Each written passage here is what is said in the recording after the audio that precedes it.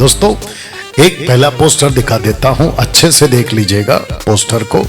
और इसके ऊपर मैं आपको कुछ समझाना चाहता हूं कि आजकल कुत्तों का अटैक खरी शिक्षाओं पर कुछ ज्यादा ही बढ़ रहा है। कुछ बढ़ रहा है बाहर से और कुछ बढ़ रहा है अंदर से। अब आपको बताता हूं कि बाहर क्या हो रहा है और उसके बाद में हम एक प्रार्थना करके आज का जो डिबेट है उसको शुरू करेंगे। बाहर से छत्तीसगढ़, उड़ीसा, रांची, झारखंड, महाराष्ट्र, मध्य प्रदेश और भी कुछ इलाके हैं जैसे नॉर्थ साइड में। तो आपको बता दूं कि पूरे भारत में हमारी मिनिस्ट्री है, मसीह मंथन बैठक की खरी शिक्षा की सेविकाई है। उसके चलते रिपोर्ट्स मेरे पास आ रही है और मैं इस बात को बखूबी जानता हूं कि सताव बाहर से हो रहा है।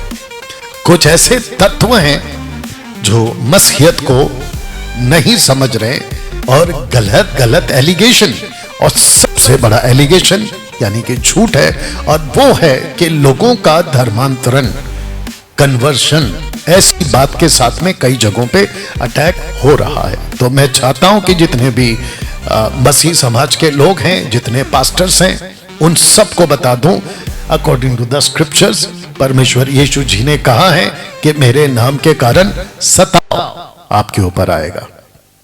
तो जो कलीसिया मसीह को समझती है, बहुत ध्यान दीजिएगा, जो वचन को समझती है और जिस जिस व्यक्ति ने अपना मसीह जीवन रूटेड यानी कि पूरी तरह से चट्टान पर जड़ बनाकर बनाया है, आंधी आएगी, तूफान आएगा, लेकिन उस कलीसिया पे टक्करें भी लगेगी, लेकिन यीशु ने वादा किया है वो नहीं गिरेगा। चर्च टूटेंगे, जी हाँ, पास्टर पिटाई का सामना करेगा, जी हां, उनको मार पड़ेगी, जी हां, आपके विरोध में बातें होंगी, जी हां, आपको गाली गलौज किया जाएगा, जी हां, ये सब कुछ होगा।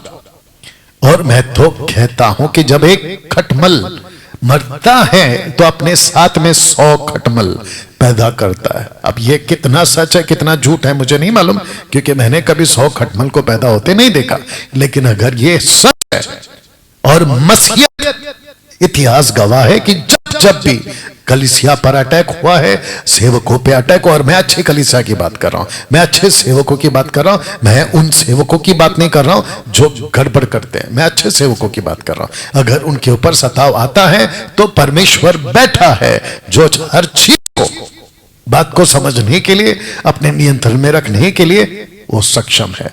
तो चिंता मत करो, सताव आता है, प्रार्थना करो, जैसे पतरस ने प्रार्थना किया प्रेरितों की किताब 4 अध्याय में। पतरस ने कहा कि हे पिता, इनकी धमकियों को देख, हे परमेश्वर इनकी धमकियों को देख, और हमको ये ताकत दे कि हम तेरा वचन बड़े हियाव से सुनाए।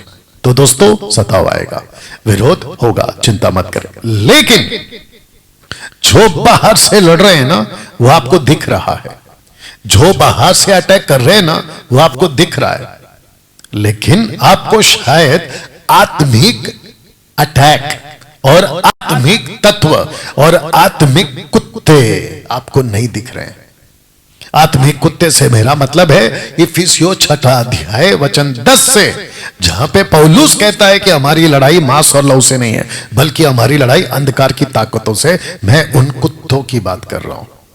तो दोस्तों पौलुस कह चुका है, पतरस कह चुका है कि ऐसे कुछ लोग आएंगे, ऐसे कुछ तत्व आएंगे जो अंदर से मसीह की देह को तोड़ने का काम करेंगे। अब आप सोच के देखिए कि लूसीफर की ये 2 कठपुतली, एक बाहर के कठपुतली उसको लेके ना चाह रहा है और एक अंदर के लोग उसको भी लेकर ना चाह रहा है कि बाहर से भी अटैक करो, अंदर से भी अटैक करो। तो डैनियल राज अंदर के अटैक के लिए मजबूती से खड़ा है, जैसे आप पोस्टर देख रहे हैं।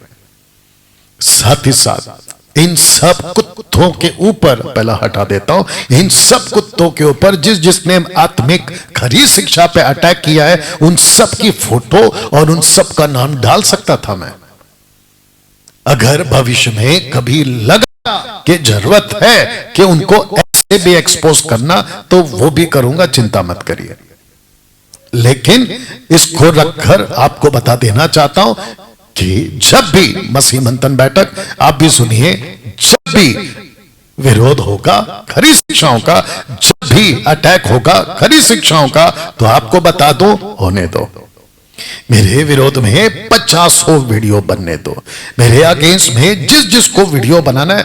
एक आदमी है, अभी पहले वो ना सांप सोया था, अब जरा जाग गया है, सैमुअल बोल के कोई, माइकल सैमुअल, वो अभी वापस से जाग गया, तो वापस से वीडियो बना रहा है और दिन में कम से कम 3-4 वीडियो बना रहा है। तो मैं उसको कहना चाहता हूं कि वेरी गुड, लूसीफर ने तुझे तबीयत से काम पे लगा दिया है खरी शिक्षाओं को अटैक करने के लिए। यह बात तुझे शायद समझ में आनी चाहिए। ओके, अगर सुधरता है तो सुधर जा, नहीं तो बाकी तेरा जो न्याय है। मैं तो पहले भी कह चुका हूं कि ये आदमी ऐसा है, ये थोड़ा सनकी है। कौन? Samuel Michael.